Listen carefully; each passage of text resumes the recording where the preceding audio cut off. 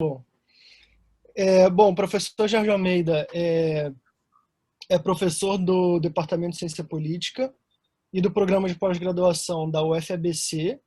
Ele estuda, ele vem desenvolvendo pesquisa sobre China há algum tempo, particularmente sobre a expansão internacional da China e a questão do imperialismo. Apresentou diversos artigos acadêmicos e também escreveu para a Folha de São Paulo e Le Monde Diplomatique sobre o assunto.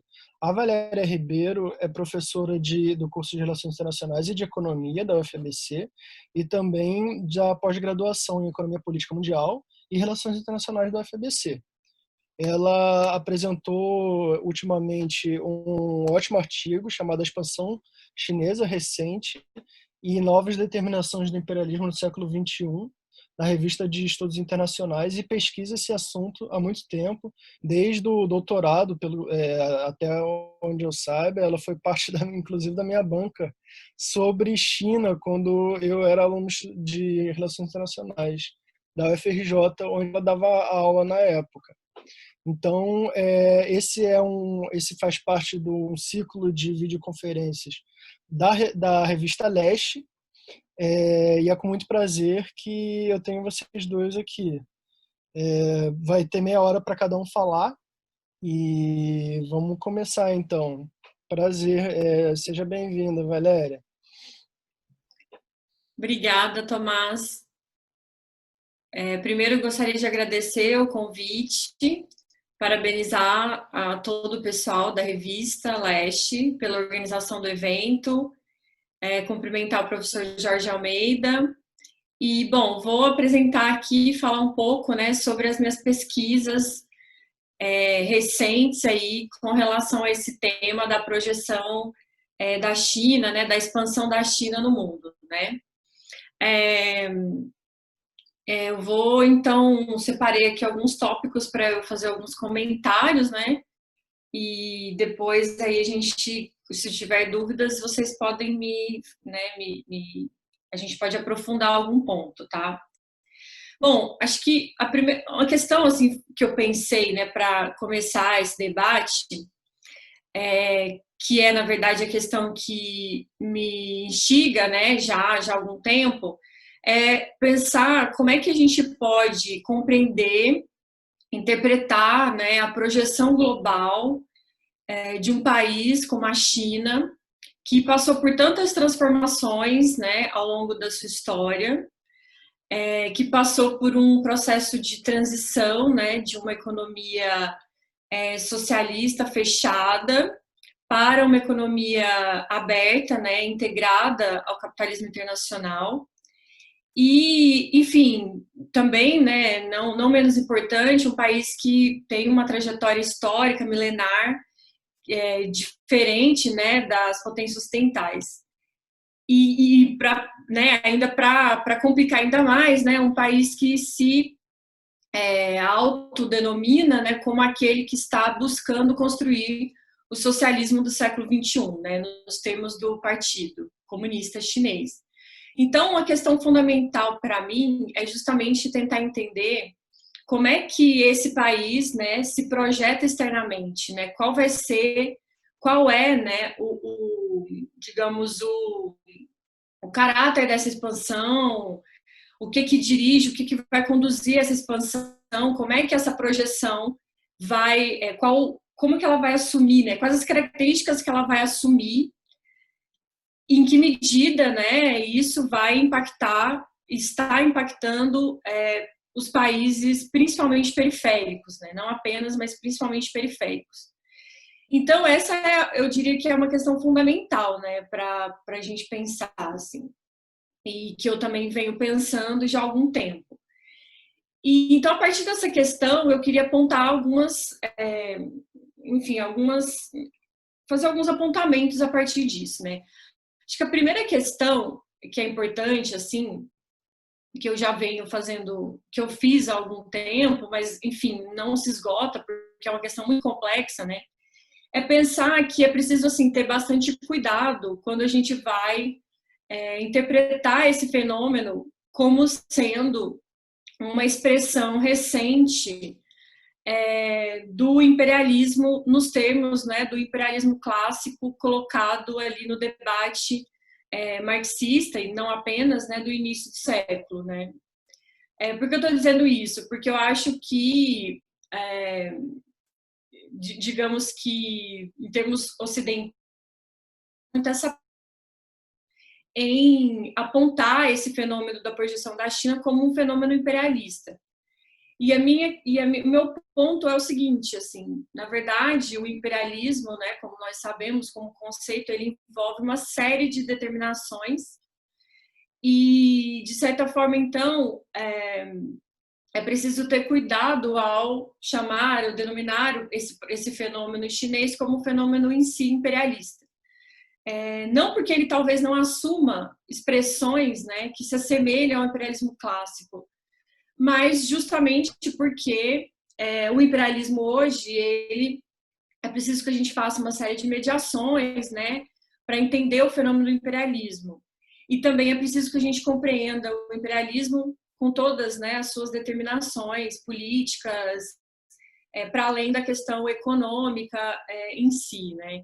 Então, na verdade, acho que a primeira questão é essa, apenas esse cuidado, né, de não fazer essa aproximação tão rápida, né, com relação ao uso desses conceitos, né, que a gente conhece. Obviamente que isso não significa que a China não esteja, de fato, reproduzindo e reeditando práticas, né, que foram adotadas por potências ocidentais no momento histórico em que o termo do imperialismo aparece, né? Ou seja, o fato de não usar o termo não significa que eu não estou preocupada com a questão dessas práticas que a China vem adotando, tá? Bom, esse é o primeiro ponto. O segundo ponto, eu acho que é importante a gente pensar, é justamente fazer essa interpretação histórica, né? Ou seja, como é que, ao longo da história da China, a história recente da China, o país se projeta externamente, né? Ou seja, como é que se deu esse processo de político, como é que se dava essa política externa chinesa no período maoísta, como é que foi essa influência do socialismo chinês no mundo em períodos, né, anteriores ao período atual, porque acho que isso também ajuda a gente entender o fenômeno recente, né? Então, algumas questões em torno disso, acho que seria pensar, por exemplo, que, né, a partir de 1949, com a instauração da República Popular, o regime socialista, né, em termos de política externa, ele vai se colocar, né, de uma maneira bastante, obviamente, alinhada no primeiro momento à União Soviética, mas com uma bastante autonomia, né, no que diz respeito à direção aí da política externa soviética e tudo mais. Ou seja, já ali naquele período havia essa preocupação com a garantia da autonomia da política externa e, ao mesmo tempo, uma aproximação, né, com o Bandung, com os países do terceiro mundo, né, nessa tentativa de criar uma espécie de alinhamento, né, e isso representava para os países do terceiro mundo uma espécie de ou seja, havia uma aproximação, né, até o apoio da China nos países não alinhados. Então, por mais que a China tivesse essa ideia de não intervenção, né, de respeito à soberania, que estava muito ali naquela construção da política externa, né, do maoísmo, de certa forma o país construía um regime socialista e apontava, né, para esses países do terceiro mundo um indicativo, né, de uma luta anti-imperialista. E, de certa forma, então, a construção nacional, né, que é fundamental em toda a trajetória chinesa até hoje, ela estava ligada na minha visão, né, e também de alguns autores, há uma espécie de esforço internacionalista na construção do socialismo, tá? obviamente com todas as mediações que a gente tem que fazer com relação à política soviética, né, nesse momento, que no caso da China era muito diferente. E também, quer dizer, passando por essa questão histórica, né, é muito interessante pensar que até mesmo no período mais, né, da Revolução Cultural, essa experiência da Revolução Cultural, né, que, enfim, é interpretada de várias maneiras, né, um período bastante complexo e conturbado da história chinesa, mas muito a partir dessa leitura dos autores franceses, né, do Badiou, por exemplo, a Revolução Cultural pode ser vista como uma espécie de momento revolucionário fundamental de superação até mesmo da questão do partido-estado, né? Ou seja, ali naquela experiência bastante complexa e confusa, observou-se uma tentativa pontual, obviamente, de um questionamento mesmo da questão do socialismo como vinculado a uma questão Estado-partido. Ou seja, experiências da cultura de massa, né, da democracia de massa, da gestão dos trabalhadores. Isso tudo representou, né, para o Badiou, essa espécie de questão revolucionária muito importante, que o próprio Mao, né, vai, em determinado momento, apoiar, entendendo a importância de não apenas construir o socialismo, mas continuar, né, um processo de superação do burocratismo estatal e tudo mais. E essa experiência, em alguma medida, ela vai influenciar, né, o movimento revolucionário francês, né, o Maio de 68. De certa forma, então, a experiência chinesa influenciando o socialismo e a militância, né, no Ocidente e tudo mais. Bom, então, assim, brevemente, né, recuperando um pouco essa história para entrar, né, no momento atual e pensar, né, o questionamento seguinte, né, quer dizer, depois que a China ela se insere no capitalismo internacional, quando a gente tem a aproximação com os Estados Unidos nos anos 70, quando as reformas do Deng Xiaoping vão promover, né, essa transição gradual, que mantém, né, de certa forma, vários elementos do socialismo em termos da economia política, né, por exemplo, a questão do Estado, né, a importância do Estado, mas, ao mesmo tempo, abre-se um espaço muito grande para o capital, né, e o Partido Comunista, inclusive, né, ele vai, a partir de uma disputa interna, tomar essa direção do desenvolvimento, a partir dessa inserção no capitalismo internacional. Então, nesse momento, eu acho, começa toda uma construção, a continuidade da construção de um projeto de soberania e de desenvolvimento, né, que é muito bem sucedido, né, nesse sentido de construir uma soberania, tirar milhões de pessoas da pobreza, avançar na industrialização. Mas, então, de certa forma, né, isso representa também, né, essa abertura para o capital privado e uma espécie de transição para esse socialismo do século XXI.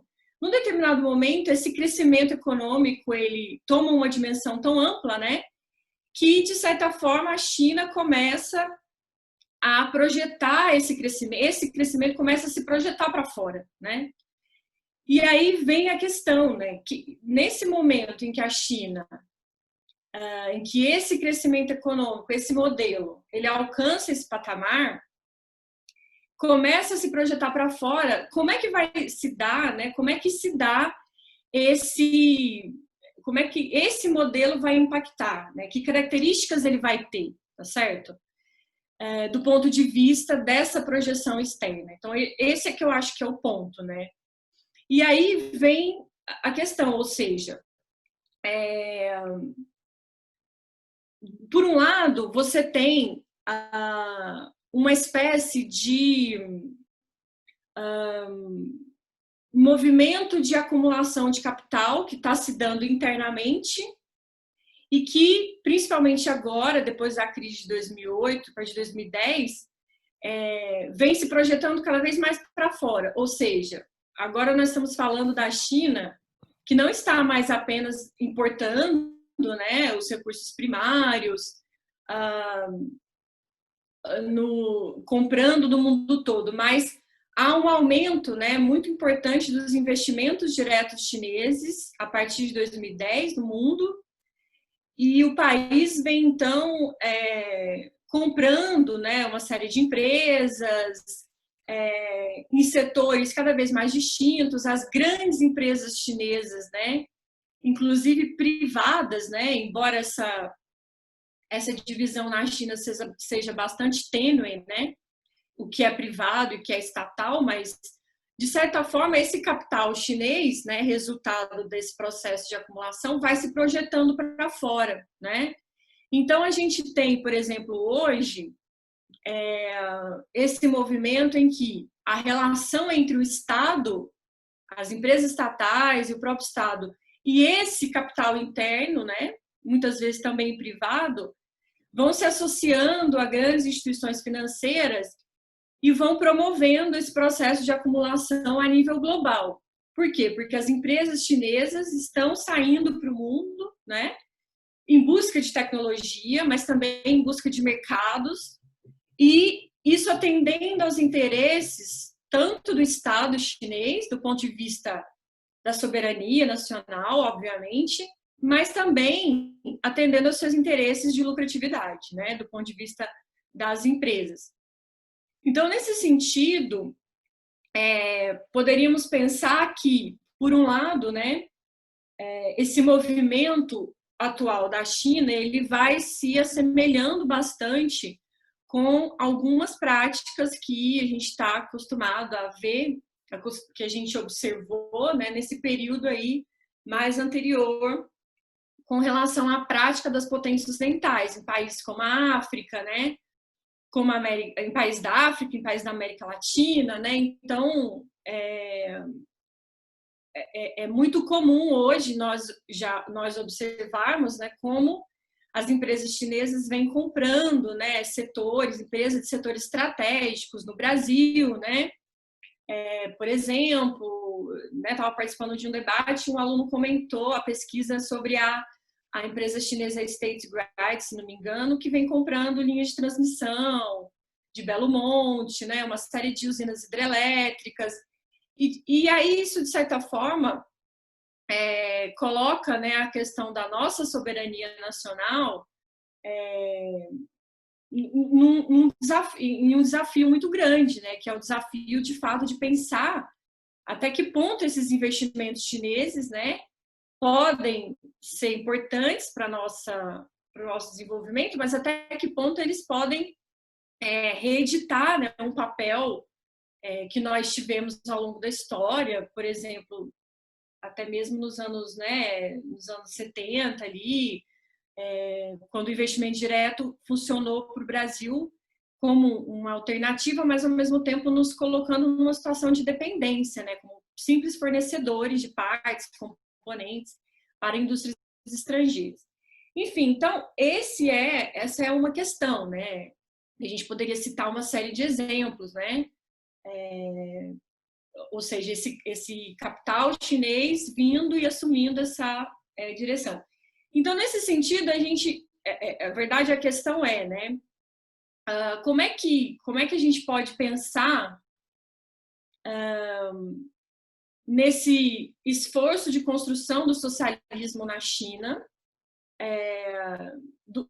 esse movimento do Partido Comunista Chinês em construir o socialismo, por um lado, mas, ao mesmo tempo, se deparando com uma série de contradições internas, né, que nós sabemos que que elas existem, né, inclusive, do ponto de vista maoísta, elas até fazem parte da construção, né, do socialismo, na medida em que podemos pensar em contradições, né, que não seriam não antagônicas, né? Seria uma espécie de aliança entre a burguesia e o povo na construção, né, do nacional, mas essas contradições, elas também se projetam externamente, né? Na medida em que, nesse movimento de expansão, o país acaba se deparando com essa questão em torno de reeditar práticas ocidentais, imperialistas, né? Ainda que, como eu disse antes, a gente tem que fazer uma série de mediações, e a questão de projetar, o que ela está projetando para fora? Ela está projetando a construção do socialismo ou ela está projetando, né, o seu interesse nacional acima de tudo? Então, essa é, digamos, uma questão fundamental, né, difícil de ser respondida, mas eu acho que ela está um pouco nesse rol aí, né, de pensar como esse movimento chinês ele vai ser definido, né, a partir da resolução dessas contradições, que são internas, do ponto de vista, por exemplo, do aumento do papel da burguesia, mas que também se projetam para fora, porque essa burguesia, esse capital nacional, ele já está se projetando. E aí tem uma relação complexa entre trabalho e capital, dentro, mas também fora, na medida em que nós estamos falando de empresas chinesas que estão se colocando em países periféricos, utilizando mão de obra, explorando os recursos naturais. Então, fica, né, quer dizer, essa é uma questão fundamental. Por outro lado, né, para, digamos assim, situar, né, o debate, nós temos que pensar, obviamente, que essa ascensão da China e a maneira como ela se colocou ao longo dessas últimas décadas de abertura, aproveitando-se, né, da conjuntura dos anos 70, da crise da hegemonia americana, que não se configura numa derrocada da hegemonia, mas que abriu espaço para essa inserção chinesa no mundo. Desse ponto de vista, a ascensão da China hoje e a posição que ela ocupa como Estado nacional começa a rivalizar, né, com a potência dominante, a hegemonia americana. Então, nesse sentido, ao mesmo tempo que todo esse movimento que eu falei está acontecendo, você também tem que interpretar a ascensão chinesa como um país, né, e tomando mais pelo lado do Estado Nacional, que vem rivalizando com a potência global americana e, em alguma medida, apresentando para o mundo um modelo, né, que é muito diferente do modelo neoliberal apresentado e imposto pelos Estados Unidos, né? Ou seja, o Estado chinês constrói o seu desenvolvimento, a sua soberania a partir da forte atuação estatal, né, de uma ampla regulação do sistema financeiro, de um controle estatal que foi vitorioso, que é vitorioso do ponto de vista do crescimento econômico, principalmente. Então, também nesse sentido, a gente pode interpretar que a projeção chinesa se apresenta, em alguma medida, como oposição, né? Principalmente em termos do modelo econômico, né? E do ponto de vista dos países periféricos, né, de certa forma, como uma alternativa de alinhamento, né, diante de um cenário de poder global americano, né? Ou seja, a China, então, vai se colocar e, de certa forma, vem se colocando, em alguns casos, né, como aquela que está apresentando, que pode ser se tornar um parceiro, né, distinto aí dos Estados Unidos, né? Então, na América Latina, isso acho que é muito evidente, assim, foi muito interessante, por exemplo, observar, né, essa questão dos BRICS e tudo mais, né? Então, ou seja, e também, além disso, né, é preciso analisar, né, em que medida também há um esforço de instauração de práticas de cooperação, né, de maior aproximação e de entendimento, não intervenção política, que a China, então, também apresenta, né, que o modelo chinês apresenta para o mundo, ou seja, essas práticas também existem, né, esforços de cooperação, de apoio técnico em países africanos, isso também está colocado, tá? Então, de certa forma, eu diria que o movimento da projeção chinesa, né, essa expansão, ela apresenta essa contradição muito ampla, né? Uma contradição que reflete tanto um esforço de construção de um modelo alternativo, né, que o partido denomina de socialismo do século XXI, e que eu diria que corresponde a um esforço, né, de desenvolvimento e crescimento econômico muito fundado no Estado, né, bastante distinto do modelo neoliberal. Então, é uma novidade muito interessante e isso se projeta externamente, né? Isso tem um impacto que os países periféricos não podem descartar. Mas ao mesmo tempo,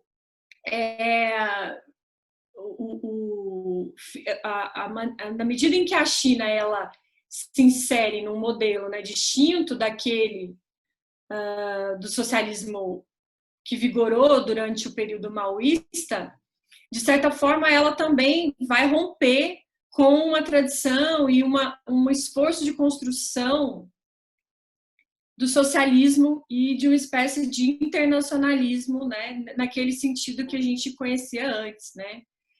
E aí eu acho que fica uma espécie de vácuo, né? Porque, de certa forma, a gente percebe que a política chinesa vai muito mais no sentido mais estratégico, pragmático, né? Do que necessariamente apoiando, né, esforços de construção do socialismo a nível global. Então, de certa forma, né, tem uma autora que é a Lin Xun, né, que é da London School, que vai trabalhar nesse sentido, assim, bastante dura nessa crítica, pelo menos, né, em alguns textos, no sentido de que há um completo abandono dessa construção socialista e que a China entra, de fato, num caminho, né, do capitalismo a partir dessa associação lá nos anos 70 com os Estados Unidos.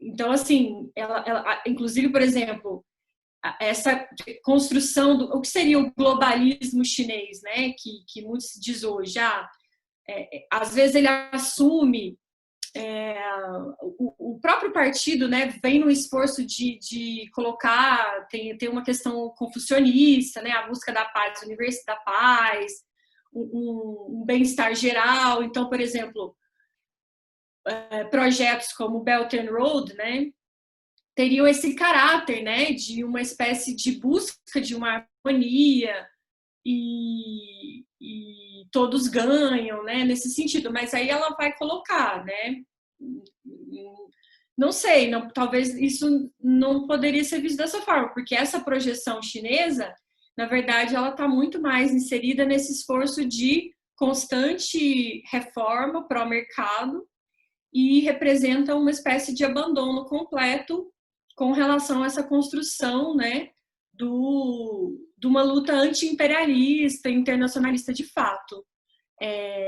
Então, é uma crítica que, para mim, é interessante ser pensada, né, justamente porque ela elucida essas contradições, né, que se refletem na projeção global chinesa.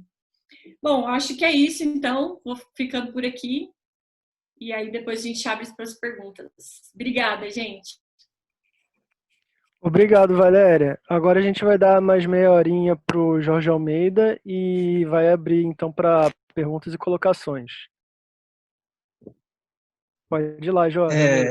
Bom dia, Tomás. Bom dia, Valéria. Bom dia aí, o pessoal que está na infralogística aí da nossa live. Queria saudar vocês, agradecer o convite da Revista Leste, com essa oportunidade de estar aqui discutindo com vocês. Saudar também algumas pessoas que eu vi aí, dei uma olhadinha na lista aí.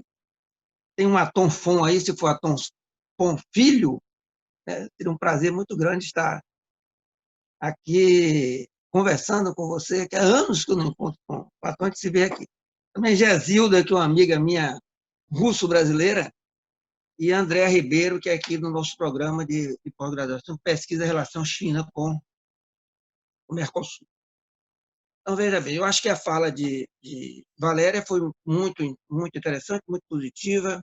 Acho que, inclusive, ajuda bastante aqui a minha intervenção. Alterei um pouco minha fala, considerando aí uma série de questões que ela já abordou. Veja bem, a China é hoje considerada a segunda maior potência mundial. O primeiro PIB, de acordo com os critérios do Banco Mundial, segundo PIB, segundo os critérios do FMI, maior PIB industrial do mundo, maior país exportador, segundo importador, avança aceleradamente do ponto de vista tecnológico, apesar dos Estados Unidos ainda ser mais avançado do ponto de vista tecnológico, mas essa diferença vai diminuindo. A China é a terceira potência militar no mundo, é a maior potência em termos convencionais, mas é a terceira potência de modo geral. A China, entretanto, tem o segundo orçamento, a tendência é ultrapassar a Rússia, talvez exceto na quantidade de armas militares, e investe cada vez mais do ponto de vista de uma modernização tecnológica de suas forças armadas, e vai diminuindo essa diferença também em relação aos Estados Unidos. Esse processo de avanço mais acelerado, ele vai se dar a partir das chamadas reformas de mercado, que passam a ser aplicadas depois da vitória da corrente de direita do Partido Comunista Chinês, liderada por Deng Xiaoping, depois da morte de Mao Tse-tung. O processo chinês, revolucionário chinês, é extremamente complexo, rico. Eu acho que grande parte do que se estuda hoje sobre a China, muitas vezes, abstrai o que foi o processo anterior. Então, primeiro, é sempre importante a gente lembrar que a China foi a maior potência mundial até o início do século XIX, que perdeu isso a partir do desenvolvimento da Revolução Industrial na Europa, especialmente na Inglaterra, e da força militar inglesa, que acabou se impondo militarmente à China, gerou aquilo que foi chamado de um século de humilhações chinesa, né, oprimida pela Inglaterra, e depois com a invasão de diversos outros países, e tentou superar, primeiro como uma revolução nacionalista, democrática, ainda burguesa, e depois, com o que não resolveu a questão, veio o processo da Segunda Guerra Mundial, veio a invasão japonesa, veio todo um processo de construção de uma estratégia própria chinesa para a Revolução Chinesa, em grande parte rompendo com as orientações da Terceira Internacional, dirigida por Stalin, na época, que apontava caminhos diferentes. Então, a China teve, aí nessa época, ainda sob a direção de Mao Tse-tung, uma busca de caminhos próprios, onde a questão nacional tinha importância muito, muito significativa, e onde também não só a questão nacional no sentido mais amplo, mas a busca de uma independência e uma autonomia do Partido Comunista Chinês diante, especialmente, do Partido Comunista da União Soviética. Isso gerou uma estratégia própria, que compreendia que a classe dirigente da Revolução era o operariado, mas a classe principal era o campesinato, que era a ampla maioria da população oprimida chinesa, e que esse processo devia ser um processo revolucionário que começava pelo campo, pela guerra camponesa, que se transformava numa guerra popular, no cerco da cidade pelo campo, dirigida pelo Partido Comunista, mas aplicada por uma frente muito mais ampla do que o Partido Comunista, porque era uma frente operária, camponesa, e que envolvia também a chamada burguesia nacional produtiva. E, por outro lado, também a construção de um exército popular de libertação anterior à conquista do poder político. Ele é um instrumento para uma conquista do poder político, uma guerra de longo prazo, chamada Guerra Popular Prolongada. Pois bem, esse processo é importante de registrar. Participava dessa aliança, como Valéria falou, na visão de Mao Tse-tung, também a burguesia nacional. O conceito aí entendia a burguesia nacional como parte do povo, e as contradições que Mao Tse-tung identificava incluíam contradições no seio do povo, incluindo a burguesia nacional como parte do povo. Entretanto, esse projeto ele tinha também inimigos bem definidos, né? Os inimigos quem eram? Era o imperialismo, eram os latifundiários e era a burguesia nacional compradora, ou seja, a burguesia especialmente comercial vinculada às trocas comerciais com o exterior, né? Porque importação e exportação, que era como se realizava um processo de semicolonização da China. Pois bem, depois da conquista do poder político, inicialmente a China fez um esforço vinculado à União Soviética, utilizou tecnologias de apoio técnico e financeiro da União Soviética. Depois houve um rompimento, a partir de divergências sobre esse desenvolvimento, que a gente não tem muito tempo para falar aqui, né? Houve um rompimento em relação a isso, levou a um isolamento maior da China. E a China tentou recuperar de forma mais rápida possível seu atraso industrial e tecnológico com o chamado grande salto à frente. Esse grande salto à frente, em grande parte, fracassou. Ele foi, talvez, superestimou as condições objetivas e, em seguida, veio a Revolução Cultural. E Valéria, inclusive, levantou aí uma avaliação relativamente, levantando elementos positivos da Revolução Cultural, com a qual eu concordo, apesar de muitos, digamos assim, exageros desse processo da Revolução Cultural. Ele tinha um objetivo muito importante, que era de impedir que na China ocorresse o que tinha ocorrido na União Soviética, que era um processo de burocratização do processo de construção do socialismo, e caracterizar aquilo que os chineses, o Partido Comunista Chinês, o Estado chinês, e sob a liderança de Mao Tse-tung, caracterizava a China na época como um capitalismo de Estado governado por uma burocracia política a serviço de uma classe dominante que era chamada burguesia, uma burguesia de Estado, que tinha abandonado o marxismo, que ocorria lá era um revisionismo, e a União Soviética, que nessa visão tinha uma prática internacional que ele chamava de imperialismo, social imperialismo. Pois bem, então essa era a visão que organizou o processo do grande salto à frente e a Revolução Cultural.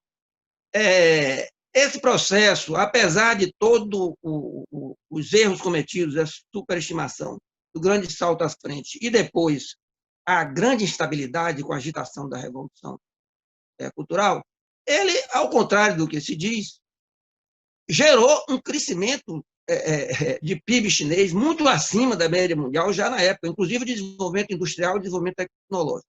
Não na mesma velocidade que veio ocorrer depois, mas vinha um processo nesse sentido. E a Revolução Cultural, ela justamente visava fazer uma correção, digamos assim, de rumos em relação àquilo que Mao Tse-tung tinha falado antes. Porque se a burguesia nacional produtiva tinha tido um papel, e podia ter cumprido um papel revolucionário antes da tomada do poder político, na transição para o socialismo era um problema. E a Revolução Cultural é justamente uma tendência a compreender de que, para desenvolver a transição para o socialismo, era preciso eliminar toda forma de exploração de propriedade privada. Então, aí há uma mudança disso. Então, quando muitas vezes aqueles que defendem que a China hoje é uma continuidade do processo já da política de Mao Tse-tung, comete esse erro grande, que é não compreender o que Mao falou lá muito antes da Revolução e daquilo que foi praticado a partir de 10, 20 anos depois do processo de transição. Bom, mas o fato é que depois de 30 anos há uma reversão disso. Se eu não der um salto aqui, eu vou acabar falando pouco sobre a realidade atual. e foi o desenvolvimento das chamadas a política de reformas para o mercado, depois da morte de Mao e da eliminação política e até física do que era a esquerda do Partido Comunista Chinês, que era dirigido pelo chamado Grupo de Xangai, onde tradicionalmente esteve posições mais à esquerda e onde tradicionalmente havia um desenvolvimento maior industrial e maior presença do proletariado na China, mesmo antes da Revolução.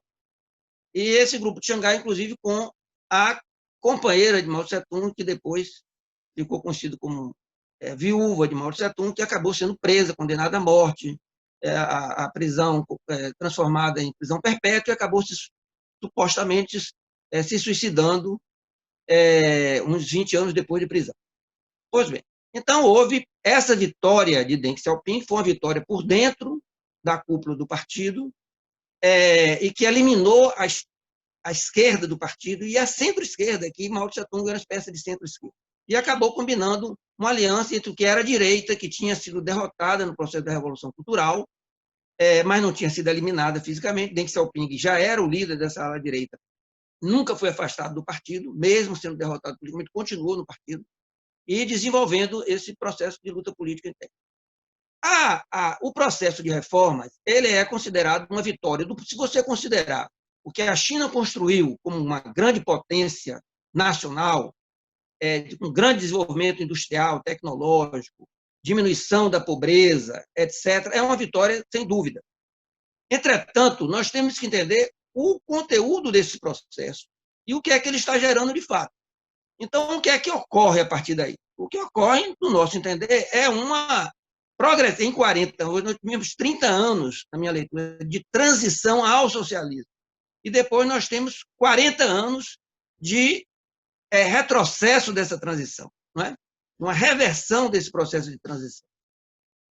Então, o que ocorre? Ocorre que, de lá para cá, o que é que nós tivemos? Vou ler aqui rapidamente algumas questões para poder facilitar, ganhar tempo, não é? Então, nós tivemos esse processo de reforma. Primeiro, desmantelamento das comunas populares, descoletização da agricultura, permissão do comércio e posse do uso da terra, que é estatal, mas já está permitido.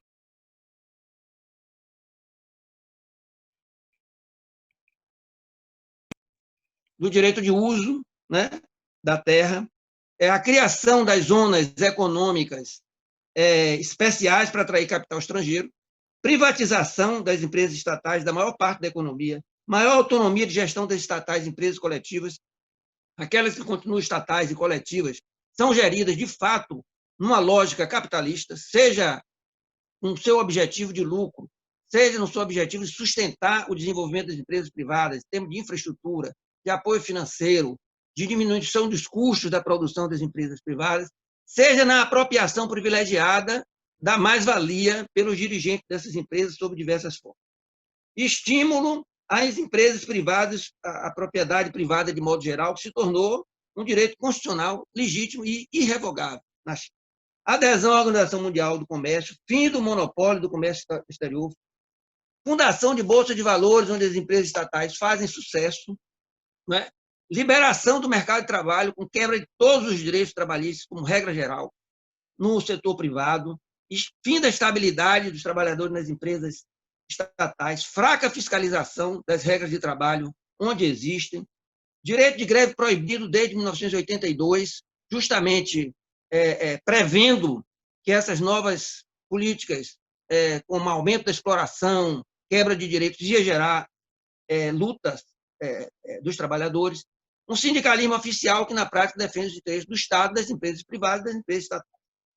Desmonte da Seguridade Social. O seguro-desemprego na China atende apenas 14% dos trabalhadores, a aposentadoria 21%, e majoritariamente do tipo capitalização, essa que Guedes e Bolsonaro querem aplicar no Brasil. Lá é o que predomina na aposentadoria, que só atende a 21% da população. O seguro-desemprego só atende 11%, a proteção a acidente de trabalho a 6%, a maternidade 5%. Só uma minoria chinesa tem direito à habitação, assistência médica, educação pública de qualidade. A China é um país milionário, não é? Bilionário também do ponto de vista de população. Então, tudo que é minoria na China sempre é muito grande. né? Então, a China tem hoje uma classe média que calcula-se entre 300 a 400 milhões. Há um objetivo de levar uma classe média de 700 bilhões, ou milhões de pessoas, que seria quase metade da população. Reduziu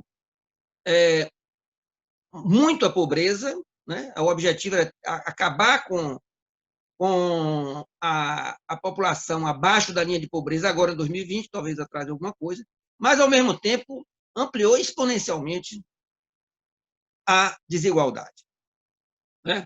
Então, hoje, há cálculos na China de que 1%, né, dos chineses detém 30% da riqueza, outros que chegam a dizer que 2% detém 60% da riqueza, enquanto 25% da riqueza, ou enquanto 25% da população detém apenas 1% da riqueza. Os chineses estão aí são milhões de chineses milionários, são são milhares de chineses multimilionários, e já tem uma lista muito forte, né? O segundo bloco de bilionários da lista de Forbes é composta por chineses. Bom, o PIB, 70% do PIB chinês está vinculado ao comércio exterior, né? E a China tem avançado em relação a isso, né? Em 2017, as empresas privadas já assumiram 60% dos investimentos, mais de 80% dos empregos eram privados. Vi recentemente agora um artigo dizendo que os novos empregos, no período mais recente, 90% são do setor privado. Também, em 2017, já haviam 13.554 PPPs, envolvendo 2,43 trilhões de dólares. E 79% do setor industrial é privado, né? E as estatais recuaram a 23% do PIB industrial. Então, esses são. E outra característica, esse capital estrangeiro que veio, pelo menos inicialmente, depois houve uma pequena mudança, veio de chineses que tinham sido expropriados na Revolução de 49, saíram do país, foram para Hong Kong, Macau, Singapura, Tailândia, Malásia, Taiwan, Indonésia, etc., e voltaram, né, com a abertura das zonas especiais. Os primeiros que voltaram para aplicar seus capitais na China foram os chineses. Então, era a burguesia nacional chinesa que estava fora do continente chinês, da chamada China continental, mas que ainda é a chamada Grande China. Então, bom, esse processo, é evidente, é um processo que gerou concentração de capital, centralização de capital, monopolização de capital, e, inevitavelmente, esse processo leva a um desenvolvimento de tipo imperialista. Na minha opinião, não tem como ocorrer. Se você opta por um viés de acumulação de capital, de construção de grandes empresas, numa perspectiva de capital, de construir um conjunto, todas as relações econômicas e sociais que estão sendo construídas na China são do tipo capitalista. Evidentemente que é um capitalismo com as características chinesas, não é um socialismo com as características chinesas. Tem as características chinesas, porque o próprio desenvolvimento do capitalismo em termos mundiais ele é desigual e combinado, e, evidentemente, constrói formações sociais diferentes em cada realidade nacional e regional. E mesmo diferentes dentro do mesmo país, quando é um país continental como a China. Mas formações sociais diferenciadas dentro do modo de produção capitalista. Então, o que está se desenvolvendo na China é o modo de produção capitalista que se consolida, e é muito difícil se acreditar, fazendo uma avaliação racional e uma investigação científica, a possibilidade desse processo, a partir da mesma direção que existe hoje do Partido Estado chinês, que se transformou num partido nacionalista, sem dúvida, é um partido contra o imperialismo dos Estados Unidos, mas não é anti-imperialista, porque o projeto chinês ele se integra à ordem global, que é uma ordem capitalista imperialista. Não há como correr disso. Então, vindo aqui, me avise aí de vez em quando, para eu não perder o controle do tempo, viu, Tomás? Em 10 minutos ainda. Então, acho que dá para eu ir concluindo. Então, indo além, então, é evidente que o imperialismo hoje não pode ser identificado da mesma forma que Lenin identificava. Mas se nós entendemos, independentemente da China, né? Independentemente dessa grande emergência que a China teve nos últimos 10 anos, né? E realmente eu acho que a partir do pico da crise estrutural do capitalismo em 2007, 2008, é que a China vai avançar ainda mais do ponto de vista de sua internacionalização, de sua exportação de capitais.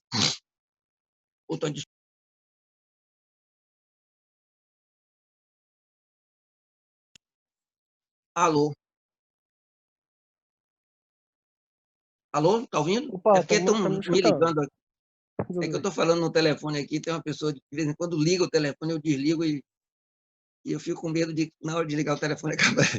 Então, veja bem, é alguém que não recebeu meu convite para a mesa. Se tivesse recebido, não estava me ligando. Então, veja, sim. Então, tem características diferentes, independente da ascensão chinesa, né?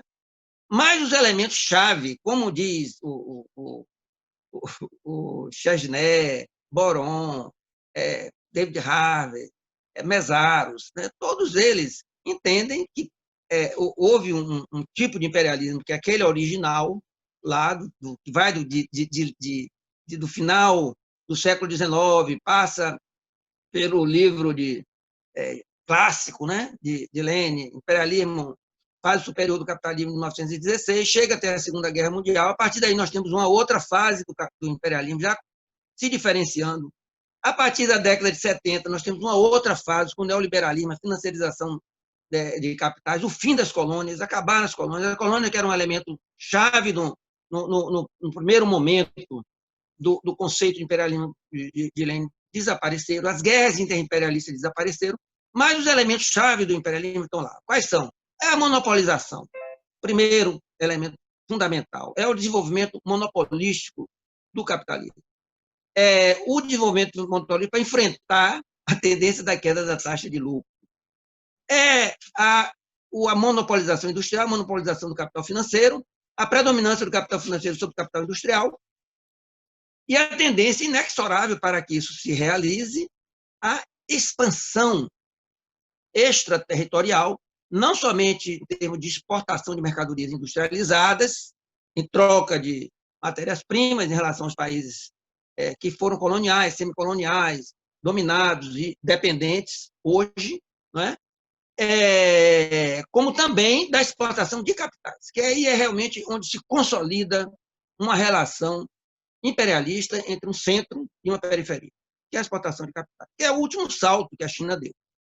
Bom, há elementos que não estão presentes hoje, que são as colônias, como eu falei, a maioria dos países são formalmente independentes do ponto de vista político, o imperialismo chega e o imperialismo dos Estados Unidos é agressivo, militarizado, chega de forma ofensiva, mas na maior parte do mundo, o imperialismo dos Estados Unidos, da Alemanha, do Japão, da Inglaterra, da França, da Holanda e etc., chegam a chamado. Inclusive porque hoje, com a derrota da esquerda revolucionária no mundo e com o processo de transformismo dos partidos de esquerda, socialistas, inclusive de muitos partidos, ex-partidos comunistas e assim por diante, a chamada atração de capitais virou um discurso hegemônico, inclusive na chamada esquerda, como nós vemos no Brasil, né? A gente vê aí no Brasil e em outros países do mundo aqueles partidos que vieram de uma origem de esquerda querendo atrair capitais de qualquer bandeira. E quem está oferecendo mais isso hoje são os chineses, né?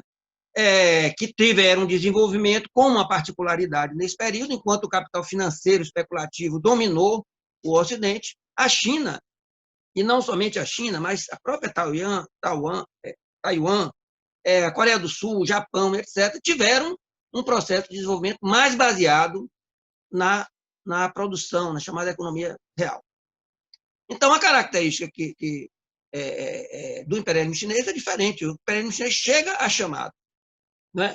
Por isso ele é mais consensual, ele é mais aceito, e por isso ele, vamos dizer assim, esconde, né, a sua essência imperialista, né? Como diria Marx, existe uma aparência e uma essência. Então, nós temos que buscar essa essência, e essa essência está justamente nesse tipo de relação, que é uma relação com base, todas as empresas chinesas chegam, não é para fazer, existe cooperação, etc., mas não é com o objetivo da cooperação, é com um objetivo de lucro, é de exportar os seus capitais com um interesse lucrativo.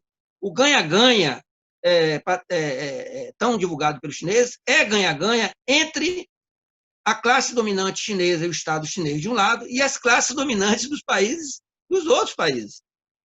Quem ganha, claro, há ganha-ganha entre a China e o Brasil, sim, mas entre quem? Entre o capital industrial chinês, entre as empresas de infraestrutura chinesas, entre o Estado chinês, entre as empresas de tecnologia chinesas, por um lado, e as empresas exportadoras de bem primário do Brasil, entre a burguesia exportadora de bem primário do Brasil. Isso é que faz no próprio governo Bolsonaro, independente de sua ideologia anti-chinesa e anticomunista, ele ora acha que a China é comunista, ora, quando chegou na China, ele disse: estou num país capitalista. Acho que uma das poucas vezes que Bolsonaro acertou, né? Quando ele chegou lá e disse isso, mas, ao mesmo tempo, ele não pode impedir que esse processo se desenvolva, porque a classe dominante brasileira tem interesse, certo, nas relações chinesas, que são relações de dominado, que são relações históricas que a burguesia brasileira sempre teve, com a burguesia que nunca realmente conseguiu patrocinar um projeto nacional independente e autônomo e sempre se submeteu a algum tipo de país colonialista, neocolonialista ou imperialista. Então, é assim que as coisas vão se reproduzindo. Então, é essa maneira. Isso aí, ao chegar a essa conclusão, a consequência disso, do ponto de vista de perspectiva histórica, é entender que essa ascensão da China, essa entrada da China no cenário dos países imperialistas, requer uma atualização do conceito de imperialismo, né? Eu talvez no debate possa aprofundar um pouco mais, entendo que, grosso modo, nós tivemos o primeiro período do imperialismo, que vai até a Segunda Guerra Mundial, nós temos a segunda fase, como Boron, Mazaros e outros autores, o Harvey, o Chesney, identificam, a partir da Segunda Guerra Mundial até a década de 70, quando começa a crise estrutural do capitalismo, a quebra do acordo de Bretton Woods, a financiarização da economia, a financiarização especulativa, né, da economia, o processo de neoliberalização amplo e a chamada globalização. É um imperialismo globalizado, é uma globalização imperialista que se inicia ali como terceira fase, né, como que Chesney, de alguma maneira, identifica. Eu acho que a gente agora requer uma discussão se nós não estamos transitando, minha hipótese é essa, que nós estamos transitando para uma nova fase do imperialismo que tem características particulares, que precisam ser melhor identificadas. A própria ascensão, né, nós temos aqui uma situação que quando eu escrevi o meu primeiro artigo sobre esse tema, que Tomás citou aí, um artigo onde eu perguntava: uma nova fase do imperialismo, que eu apresentei em 2015 no Congresso, no colóquio Marx e Engels, da Unicamp, eu levantava essa hipótese, assim, há uma tendência de bipolarização que pode desembocar numa Segunda Guerra Fria, etc. Essa tendência de bipolarização se acelerou com Trump, né? A chegada de Trump precipitou um processo que já vinha se desenvolvendo. Agora, há uma característica diferenciada em relação ao imperialismo, por quê?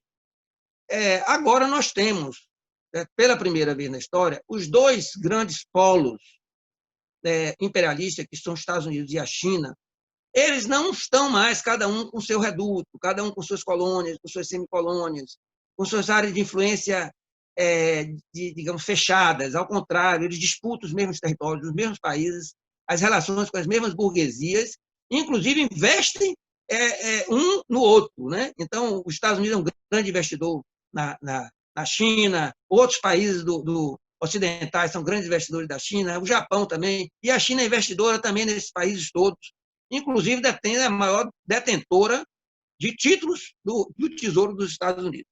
Então, é um fenômeno novo que está se constituindo, e isso é a dificuldade de resolução dessa questão. Isso é uma particularidade, é um imperialismo, sempre entendendo o imperialismo como uma fase do capitalismo, não somente como países, né, imperialistas, mas um processo global, uma totalidade imperialista, uma fase totalizantes do capitalismo, chamada de imperialismo, numa nova fase onde nós temos essas características. A questão, por exemplo, da agressão militar, dentro disso, deixa de ser um elemento necessário, pelo menos no momento, para que um país avance num sentido imperialista sobre outros que vão ter essa posição de dependência. Porque, como eu disse, esses capitais estão vindo a chamado.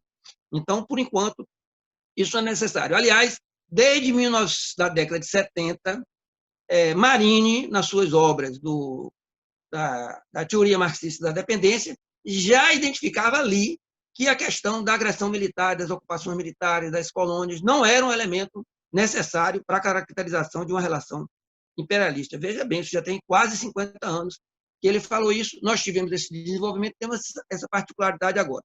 Muitos dizem assim, a China não é imperialista porque não usa da força.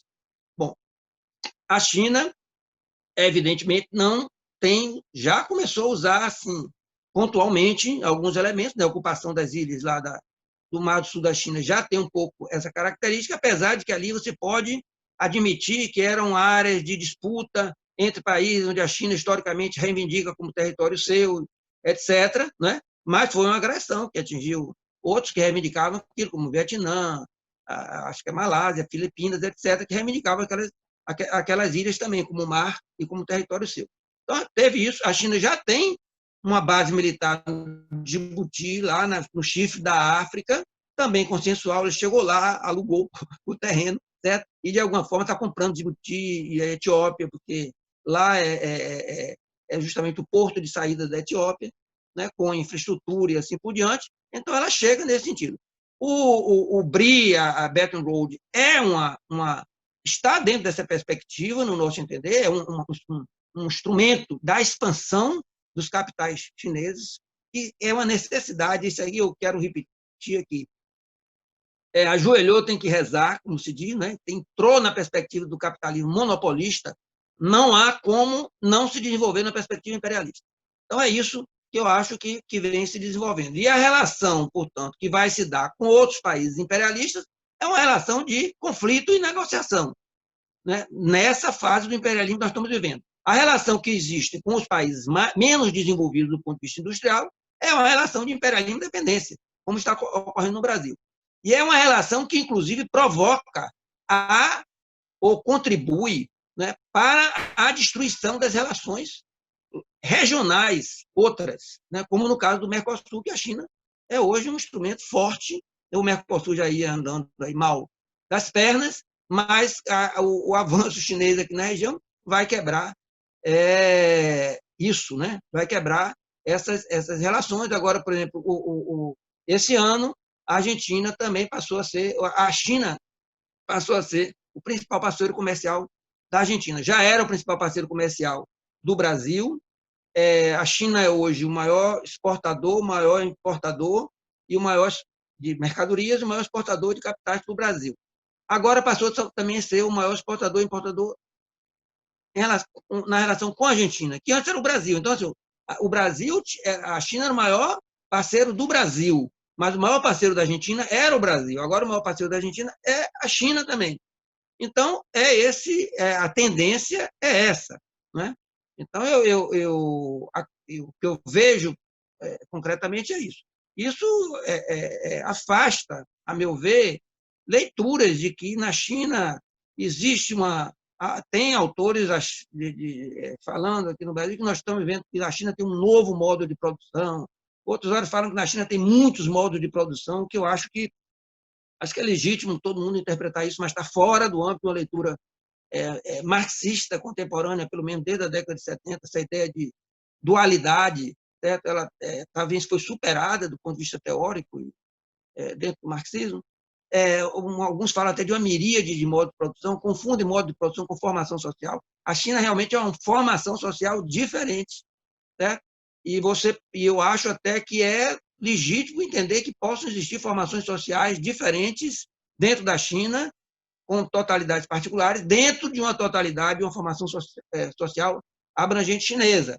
Mas modos de produção diferentes, eu acho que não há essa hipótese. E você, num quadro desse tipo, confiar na perspectiva de que com essa acumulação de capital privado, com o avanço do setor privado, com as empresas estatais trabalhando no fundamental para garantir o setor privado, e com essa necessidade intrínseca do desenvolvimento do capitalismo monopolístico, que é da expansão, você acreditar que esse processo é um processo que está transitando para o socialismo. Eu vou concluir por aqui, nessa primeira fala. Obrigado, Jorge Almeida. Obrigado, Valéria Ribeiro, pelas apresentações maravilhosas. Vamos abrir agora para perguntas e colocações. Já a Juliana Mota escreveu aqui uma pergunta. Eu vou ler a pergunta dela, e aí, se alguém tiver mais uma pergunta, pode escrever aqui no chat ou pode desligar o mudo e falar direto, tá? Eu acho que em 2, 3 perguntas a gente já passa para vocês outra vez. A Valéria Ribeiro, inclusive, se quiser usar mais do seu tempo, pode usar, visto que ficou um pouquinho desigual, né, essas apresentações iniciais. Enfim, a Juliana Mota perguntou, faz mesmo sentido imaginar o imperialismo chinês nos mesmos moldes do imperialismo americano, com sabotagem, espionagens, golpes de Estado e mesmo com guerras? Seria mais correto imaginar que a China pode estar criando uma nova forma de disputa hegemônica, um imperialismo à chinesa, diferente do imperialismo norte-americano.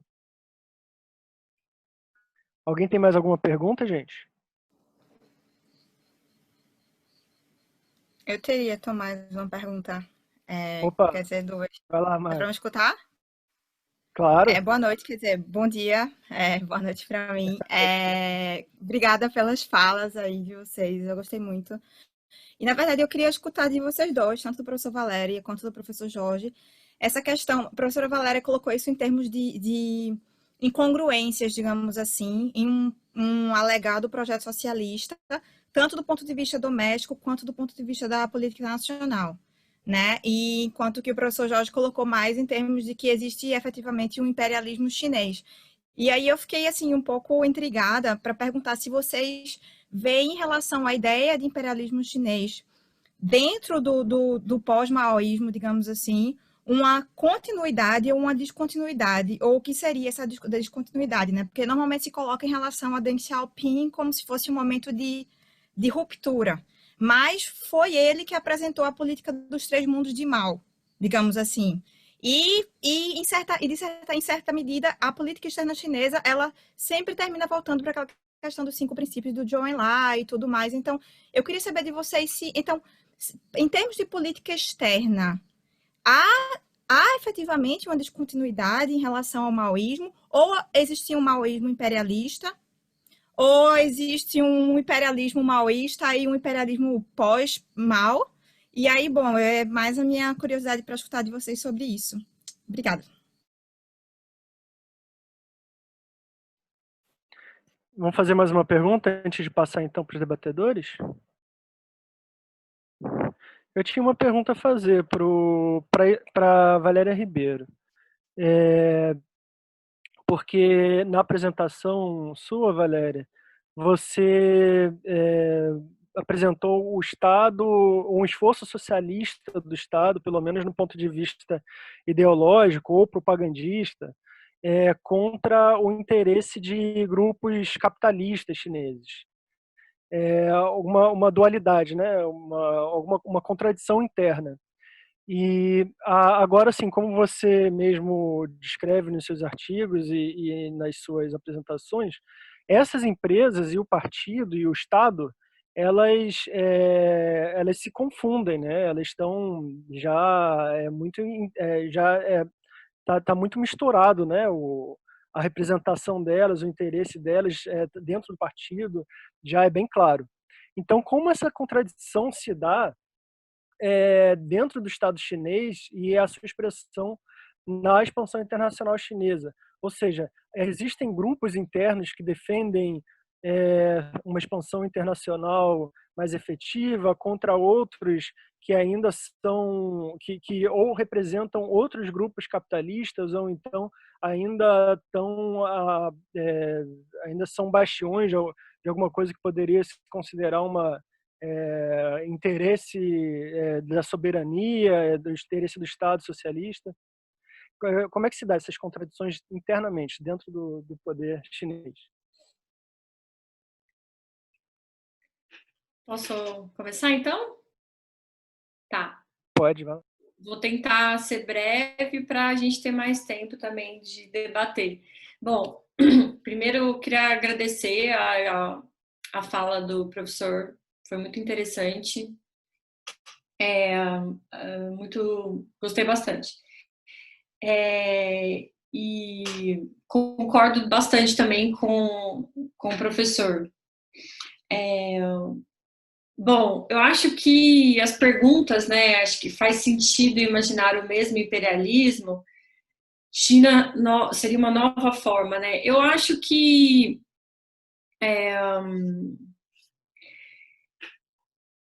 de certa forma, eu acho que eu creio mais que há uma construção de talvez de uma nova forma, não porque ela não represente, né, e não possa vir a representar a expressão, né, de uma acumulação de capital e de um conteúdo de exploração, mas justamente porque até o momento, digamos assim, né, há essas diferenças, né, quer dizer, essa questão da política, essa questão da não intervenção, né, eu acho que nesse sentido, até o momento, né, essa forma como a China se projeta para fora, ela está muito ligada a esses interesses econômicos, né, atendendo aí dentro de um pragmatismo da política chinesa de alcançar esses objetivos econômicos, né, e não necessariamente assim se colocando como interventora politicamente, embora a gente já tenha, né, algumas questões concretas, né, na África, por exemplo, em termos de intervenção política, mas acho que assim, digamos que comparado com o imperialismo americano, né, nesse sentido, então fazendo essa comparação, acho que tem até o momento muitas diferenças, né, ou seja, inclusive nas últimas décadas, né, com relação a essa questão da intervenção, de golpes, até mesmo com o que a gente está observando no Brasil hoje, né? Os Estados Unidos estão numa postura, para mim, né, de uma espécie de retomada, né, dessa influência na América Latina, e isso se desdobrou a meu ver, numa participação, né, no golpe de 2016, nas questões em torno da Lava Jato, a própria questão da Venezuela, né? Então, assim, eu acho que a gente está vivendo um período, né, de um imperialismo assim muito agressivo, né? Não porque antes ele não tenha sido, mas parece que as coisas estão, né, vindo à tona, assim, sem falar, né, em outras regiões do mundo. Então, nesse sentido, eu acho que a China, ela, como disse o professor, concordo bastante, entrar no capitalismo, né, abrir esse espaço, e não só o espaço, mas fazer essa inserção num modo de produção capitalista, justamente implica que a China acabe, né, assumindo práticas que podem ser chamadas de imperialistas, né, justamente por essa preponderância do capital monopolista e tudo mais. Mas eu acho que tem nuances, né? Eu acho que tem ainda está sendo construindo, vai assumindo formas que a gente não sabe ainda o que vai ser, né? Embora, né, eu concorde em dizer o seguinte: o fato de o país não apresentar uma política clara, uma política externa clara de defesa da construção socialista e, de certa forma, de abrir mão desse internacionalismo, isso já reflete, né, uma postura que está mais alinhada, né, à continuidade do capitalismo, né? Então, que eu só ressaltei na minha fala, né? Ou seja, tem essa ruptura, né?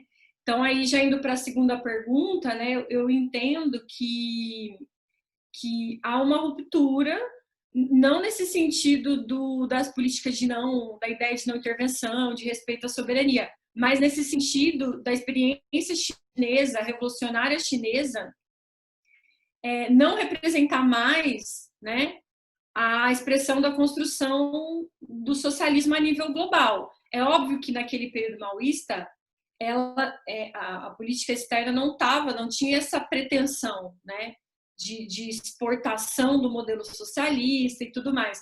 Mas havia ali naquele, né, num certo sentido, a defesa, a junção da construção nacional, né, o projeto de construção nacional, nacionalismo, aliado a uma espécie de defesa do internacionalismo socialista. Acho que ali havia claro, né, essa intenção. E depois há uma ruptura, né? A aproximação com os Estados Unidos, isso muda bastante, assim, na minha visão. De maneira que não se apresenta hoje, né, uma política externa com uma questão política, né, bastante definida, né? Vai muito mais no sentido do pragmatismo, da cooperação, mas isso, digamos, fica muito solto, né? E fica muito, assim, descolado de um movimento de apoio, né, a governos socialistas e tudo mais, eu acho, né? Bom, com relação à pergunta do Tomás, né, eu acho que essa é uma questão que na verdade, comecei mais recentemente a analisar, né, mas com relação às relações entre Estado e o capital, e o que me chamou bastante atenção nas minhas pesquisas mais recentes foi observar o aumento da participação do capital privado nos investimentos diretos estrangeiros, né? Então, os dados, né, do Ministério do Comércio vão mostrar, principalmente depois de 2010, né, quando tem um boom dos investimentos, é muito grande a participação do capital privado, né? E até então, de certa forma, na primeira década, isso ainda não era tão gritante, mas agora está. Isso me chamou bastante atenção. E me chamou bastante atenção justamente entender que esse sentido da internacionalização dos capitais, ele deixa de ser estritamente conectado aos interesses estatais, de grandes empresas estatais, e se alia a um movimento, né, muito conduzido por empresas privadas, né? Então, assim, isso me chamou a atenção porque me parece uma mudança importante que vai nesse sentido de olhar o movimento chinês, né, como assumindo esses traços do imperialismo, né? E aí eu acho que, assim, a questão interna, né, por exemplo, recentemente, parece que o Xi Jinping, né, vamos retomar, vamos controlar o capital privado, né? Vamos tentar contornar isso aí, porque está indo muito para além do que a gente imagina. Mas a verdade é que esse próprio direcionamento, né, ou pelo menos narrativa do governo, é um indicativo de que o espaço desse capital privado, da burguesia, está aumentando muito. De certa forma, que leva até o partido a tentar sinalizar, não é bem assim, né? Nós estamos tentando recuperar esse capital, mas, na verdade, eu acho que aí vem uma relação que é menos de ruptura e interesses distintos e mais de complementariedade, tá certo? Ou seja, o capital privado servindo esses interesses estatais e o Estado apoiando esse capital privado. E isso, na verdade, alguns vão dizer, tá vendo? Então o Estado está aí, né? O Estado está presente. Então, quer dizer, muita gente usa esse argumento. Mas não, mas o fato é que a acumulação de capital está sendo privatizada, ou seja, há, na minha visão, uma ampla participação desse capital privado que se conecta no partido, e o partido se conecta nesse capital privado numa espécie de relação aí, né, que coloca até não sei se vocês chegaram a ler o último livro do Branko Milanovic, que ele fala sobre quer dizer, o capitalismo, ele assume, né? Vocês estão me ouvindo? Travou aqui para mim. Não? Tá? Sim, eu tô ouvindo. Eu estou ouvindo tudo. Ele vai falar, né, que, na verdade, o capitalismo é o sistema que venceu, é o que imperou, e ele analisa as contradições do capitalismo americano, a desigualdade, e também a China. E ele vai falar, é como se fosse uma classe burguesa política, né? Ou seja, é uma conexão tão grande entre partido e capital que você tem uma formação, né? É um capitalismo ali de Estado. Então, assim, eu acho que, como eu disse antes, né? Há uma espécie de reprodução dessas contradições, e que, na medida em que, de alguma forma, a China rivaliza, né, com o poder americano.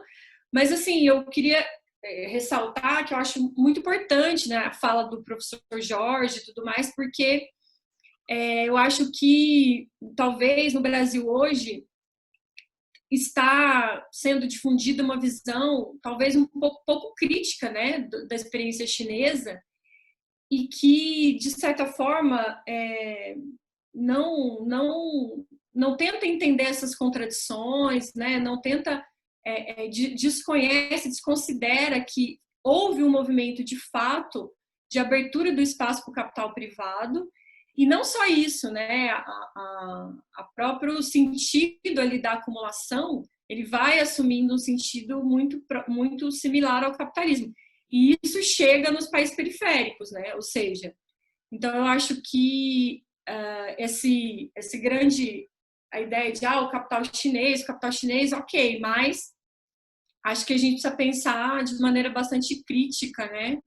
Com relação à nossa própria construção nacional, né, a nossa soberania. Então,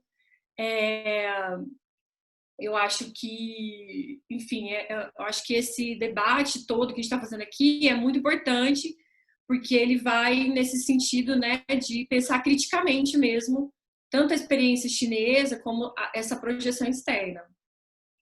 É isso. Obrigado, Valéria. Você quer responder, Jorge Almeida? Sim, deixa eu falar aqui algumas coisinhas. Essas perguntas foi Juliana, né? Mariana e você próprio. Então, veja bem, não podemos imaginar o imperialismo chinês nos moldes dos Estados Unidos, mas é evidente, como eu disse, a China está chegando à chamada. A China, a meu ver, hoje não interessa conflito militar, não interessa protecionismo, não interessa ataque aos governos dos países diversos, não interessa pandemia, maluquice toda aí que vem da China que criou o vírus para poder avançar, não interessa nada disso. Quanto menos confusão, quanto menos instabilidade existir no mundo, melhor para a China. Porque a China está avançando nesse contexto, avançando economicamente, tecnologicamente e reforçando sua retaguarda militar, que é uma retaguarda, que é uma política militar de dissuasão, ou seja, ter a força suficiente para impedir que os outros me ataquem. Digamos assim, para desanimar qualquer aventura de inimigos externos. Então, não é a mesma coisa, mas a China não precisa disso. A China não precisa disso. O Brasil está fazendo reformas, privatizando um monte de coisa, abrindo espaço para o capital externo. A Lava Jato ajudou a destruir as empreiteiras brasileiras. Certo? Tudo isso foi ótimo para a China. Abriu mais espaço para a China. A China não precisa fazer isso. A China entra dentro das condições de cada um cada país governa e se dispõe, se oferece a ajudar, entre aspas, que na verdade é a penetração do seu capital. Então, essa é a primeira questão que eu acho que os Estados Unidos precisam fazer isso, porque estão perdendo a guerra econômica, industrial e tecnológica. Em perspectiva, não perderam ainda, mas a tendência é essa. Não é? E também porque a China vai diminuindo a diferença do ponto de vista militar. O orçamento chinês é menor, mas é muito mais eficaz, porque a China não gasta os bilhões e bilhões e bilhões de dólares que os Estados Unidos gastam para ter tropas, certo? Militares no mundo todo, caríssimas, a sustentação e manutenção disso. A China não tem. A China tem que garantir o quê? Ela está investindo pesadamente em meios de modernização tecnológica, certo? Na marinha, na aeronáutica, no setor aeroespacial, certo? É aí que ela está avançando, né? Nas tecnologias, nas novas tecnologias aí da quarta revolução industrial, 5G na cabeça. Então, é isso que a China está fazendo nessa disputa, né? Então, ela investe menos, já é o segundo orçamento mundial, é bem menor que os Estados Unidos, mas ele é mais eficaz nesse sentido. Bom,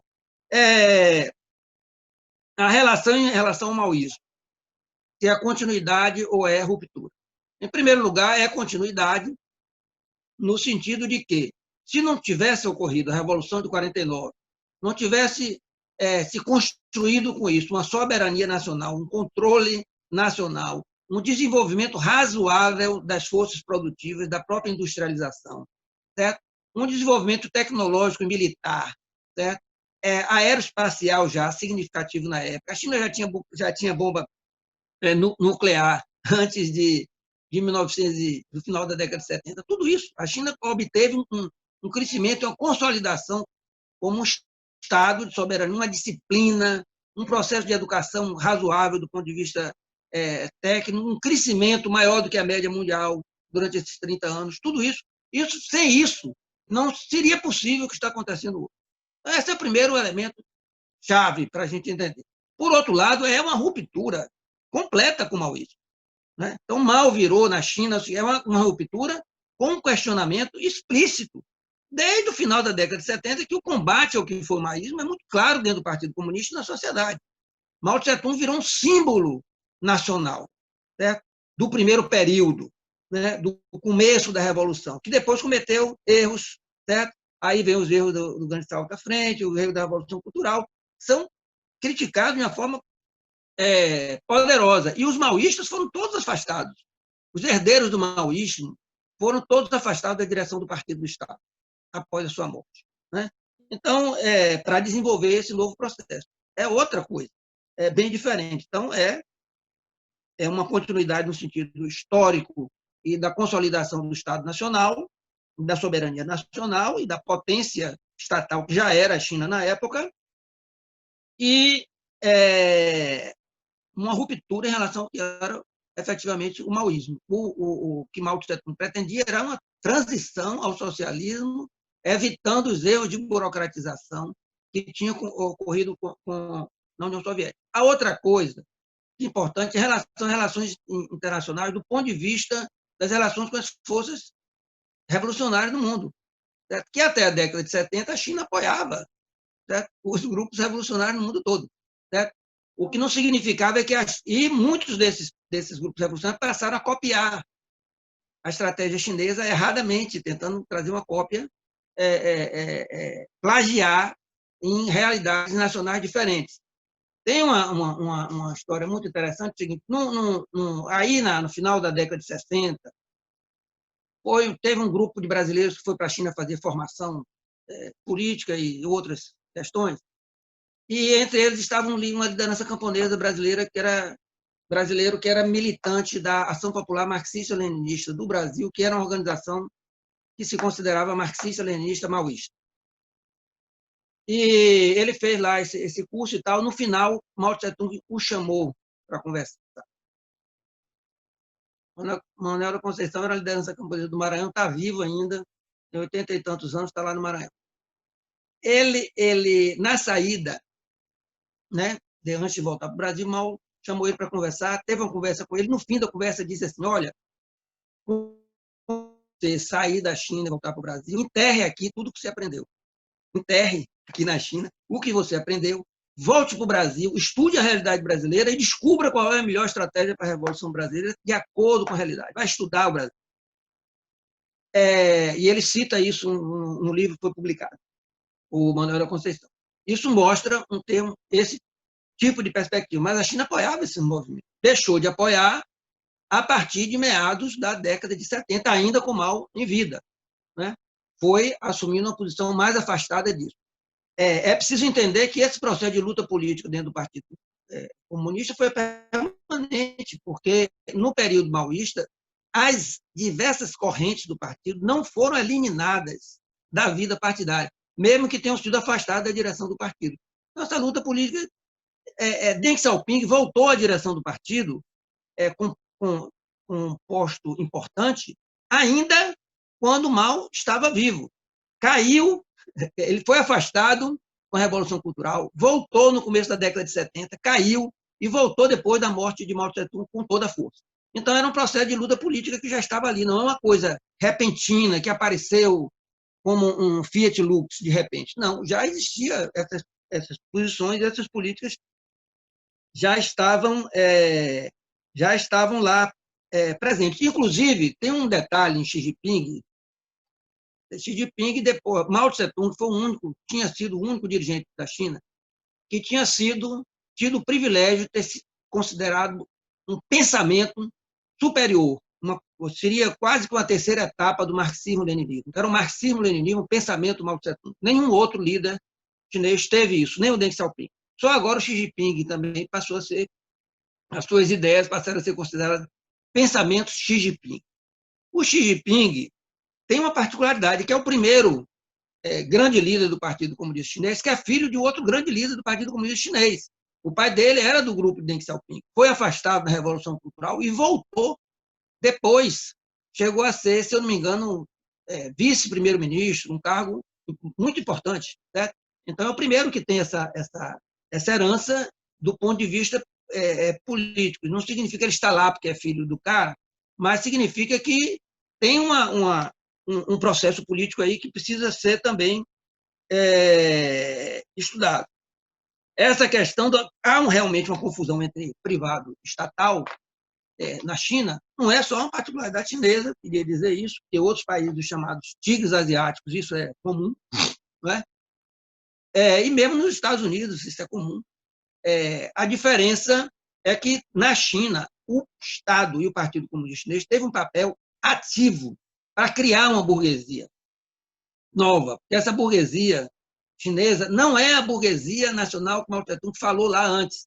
É uma nova burguesia que foi construída de pequenos e médios empresários que foram se desenvolvendo e também desses chineses da diáspora chinesa que estavam fora, né, em Singapura, em Hong Kong, em Macau, e nas Filipinas, e na Indonésia, etc., que voltaram, em Taiwan, e voltaram com seus capitais para a China. Há essa confusão, mas é porque o Estado suporta as empresas privadas. E o Partido Comunista está aberto, qualquer empresário pode entrar no Partido Comunista. Certo? E há, evidente, uma grande parte deles o interesse de estar no Partido Comunista. Então, isso pode criar essa certa confusão, né? Mas eu acho que confucionismo. O que é o confucionismo? Confúcio é o filósofo da ordem social, da manutenção da harmonia numa ordem social de classe. Certo? Não podemos esquecer isso. Confúcio é ordem e progresso, como Xi Jinping. É ordem e progresso. Então, tem que garantir a ordem interna. Isso aí eles não vão abrir mão. É um Estado autoritário, tem que garantir a ordem interna, centralização pelo partido, evitar qualquer risco de dispersão disso, porque isso prejudica o projeto nacional. Existe um projeto nacional, que é um projeto nacionalista de grande potência chinesa, certo? Que está se construindo. Quando os capitais estrangeiros, inclusive dos Estados Unidos, europeus, Japão, foram lá para a China, eles acreditavam em quê? Que a saída levaria no processo a transformação da China no país capitalista e, quem sabe, a sua desagregação, sua perda de controle, a queda do Partido Comunista, etc. Isso só foi alcançado em parte. Porque a China se transformou num país capitalista, certo? Mas a outra parte não, porque ao fazer isso, eles acabaram construindo, como diz assim, uma cobra para mordê-los, né? Porque a China importou esses capitais, a China desenvolveu uma tecnologia própria, acumulou esses capitais e teve um Estado que regulasse esse processo de nacional desenvolvimentista e capitalizasse isso no sentido de sua autoconstrução. Então, essa que é a dialética, eu acho, da situação da China que a gente precisa entender, né? E também eu acho que isso ajuda a entender essa relação de quebra entre o que era o período maoísta e o que veio depois. Sem esquecer de Deng Xiaoping tem duas frases históricas. Uma que não importa a cor do gato, contanto que casse rato. Ou seja, o gato precisa desenvolver as forças produtivas, certo? Precisa desenvolver tecnologicamente, industrialmente a China. Não importa de que maneira, contanto que transforme a China numa grande potência. Essa é, na minha maneira de ver, uma boa interpretação disso. A outra foi que ele disse, enriquecer é glorioso, certo? Então, eu acho assim que talvez não seja uma expressão confucionista, seja mais da reforma protestante europeia contra o catolicismo no alvorecer do capitalismo europeu. Tem mais a ver com isso, onde essa questão era fundamental, essa legitimidade do enriquecimento que não era aceita pela ideologia do catolicismo, na época conservadora, né? Eu vou concluir por aqui essa segunda fase. Bom, muito obrigado, gente. Agora 15 para meio-dia, a gente já está estourando um pouco o tempo, que era mais ou menos de 1h30 que a gente estipulava. O pessoal já está começando a ficar com fome agora para o almoço. Mari já está ficando mais tarde para ela na China, lá em Xangai, nossa representante direta. Eu vou ler aqui alguns comentários, e se vocês quiserem fazer uma saudação final bem curta, pode ser também. Então, a Gesilda falou que, ao meu ver, a fragilidade do imperialismo chinês está justamente no setor bélico, que a partir dos acordos com a Rússia, o governo chinês tenta suprir sua deficiência.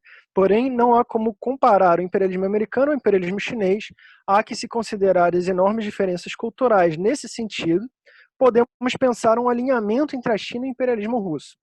A Juliana Mota falou que estava mais perguntando que ferramentas e estratégias a China está usando para expandir sua influência e disputar a hegemonia, já que claramente não usam os tradicionais métodos ocidentais. Eu acho legal depois a gente disponibilizar na revista Leste um pouco da biografia sobre esse tema, investimentos chineses no Brasil e a literatura crítica a respeito disso, né? E, bom, convido a todos a participar também dos outros debates e eventos da Revista Leste, a visitar também as outras palestras que teve no online, que estão no YouTube, botei aqui no chat. E é isso aí, gente. Valéria Ribeiro e Jorge Almeida querem dar uma saudação final? Sim. Só um minutinho. Bom, mas Valéria tem preferência. Eu queria falar... rapidamente, assim, eu só queria colocar algumas considerações que, primeiramente, assim, do ponto de vista teórico da pesquisa, né, acho que a minha preocupação está sendo muito pensar essa política externa chinesa dentro dessa relação, né, entre o Estado e as classes sociais. Acho que esse é um caminho interessante de pesquisa, ou seja, né, pensar, como o professor disse, a relação entre as classes chinesas, as classes burguesas e as classes nacionais, né, americanas ou brasileiras.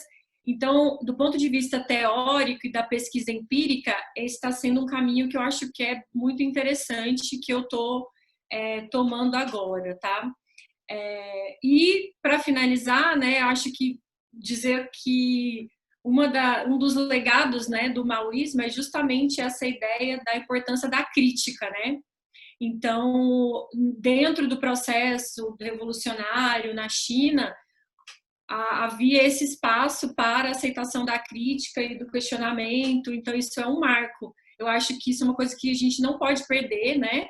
Se existe qualquer construção chinesa, o fundamental é que ela incorpore essa ideia da crítica constante, da revisão, do debate, que eu acho que é muito próprio do maoísmo. E aí eu queria agradecer, muito obrigada ao pessoal da revista, obrigada, professor, foi ótimo. E é isso.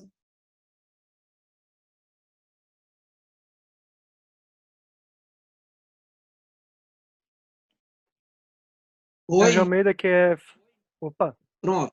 Eu quer vou falar começar alguma coisa a fazendo mais? aqui vou Beleza. fazer aqui um merchandising desse livro aqui, tem um colega nosso aqui da UFBA, Estado e Capital na China, Renildo Souza, que é a minha principal referência que eu gosto de divulgar sempre nessas lives sobre a China. Na minha opinião, o que há de melhor produzido no Brasil e no mundo eu não posso dizer, porque do que tem produzido sobre a China no mundo eu li pouco, mas do que eu li também não achei nada melhor do que esse livro. O companheiro Renildo aqui, que é professor, que esteve também na SOAS, né? Mesma época que nós estivemos lá, eu, o Tomás, ele estava também lá na SOAS em Londres. Então, eu indico fortemente, é publicado pela EDUFBA e pode ser achado na internet. Tá? Gesilda que está perguntando se está digitalizado, está. Você pode, eu acho que pode tentar fazer uma busca aí e achar na internet. A outra questão, assim, a questão que Gesilda colocou é da Rússia. Eu queria fazer uma penitência aqui, né? Mas que pela minha falha de não ter abordado a questão da Rússia. Mas que não tem mais tempo, eu só vou concordar com o que Gesilda falou aí, que é o seguinte: a China tem uma aliança estratégica com a Rússia que não é só militar, é completa. Né? Nunca na história da relação entre a China e a Rússia, antes da Revolução Russa, depois da Revolução Russa e antes da chinesa, depois das duas revoluções, nunca, e depois do fim da União Soviética, nunca tinha havido uma relação tão construtiva e complementar entre a Rússia e a China. E realmente essa aliança, do ponto de vista militar, no aspecto particular da questão militar, é um respaldo para a China, porque a China acabou constituindo, junto com a Rússia, um polo. No primeiro texto que eu fiz sobre isso, foi de 2015, eu via do outro lado do polo Estados Unidos e Europa. Trump rompeu essa aliança com a Europa, porque Trump, na política de America First, detonou todo mundo. Saiu jogando políticas protecionistas em relação ao mundo. E, portanto, se afastou da Europa. Inclusive, essa é uma das questões que é muito discutida sobre o que é que vai complicar mais a situação internacional, se é a eleição de Trump ou a vitória do Biden. Né? Provavelmente, com a vitória do Biden, vai haver uma busca de recomposição dos Estados Unidos com a Europa e uma recomposição de uma aliança que pode facilitar uma política de isolamento da China. Porque Trump cria muita dificuldade para a China, mas também ajuda, certo? Porque ele cria dificuldade para muita gente e acaba facilitando a penetração chinesa, né, com o grau de atritos que ele cria. E Biden pode ser de outra maneira. Então, era só um pouquinho isso aí que eu teria aqui para concluir. E como Valéria falou, aí, um dos legados de Mao Tse-tung é a crítica, e a outra, eu acho uma questão importante é que a linha do maoísmo para a construção do socialismo na China tinha como lema fundamental, que era colocar a política no posto de comando. Acima do desenvolvimento tecnológico industrial está a política, está o objetivo político. Isso não significava desprezar a questão do desenvolvimento das forças produtivas, porque isso aí era um elemento que está presente desde o começo como um objetivo assim, perseguido durante todos os primeiros 30 anos. Mas era a política que estava no posto de comando. Agora nós temos, efetivamente, o que passou a ficar no posto de comando foi o desenvolvimento tecnológico.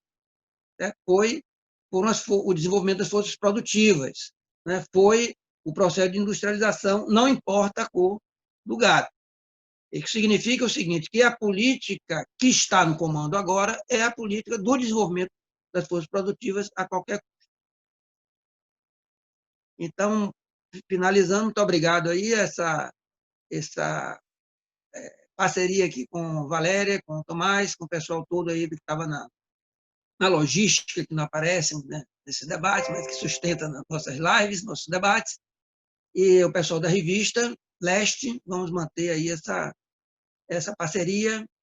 E, Valéria, vou lhe convidar para alguma coisa aí, tá certo? Tá bom? Obrigado. Qualquer momento vou pegar seu contato aqui para lhe convidar para alguma atividade. Beleza. Obrigado a todo mundo. Gente. Até a próxima. Até a próxima. Tchauzinho. Obrigado, Vitor. Obrigado, Angélica.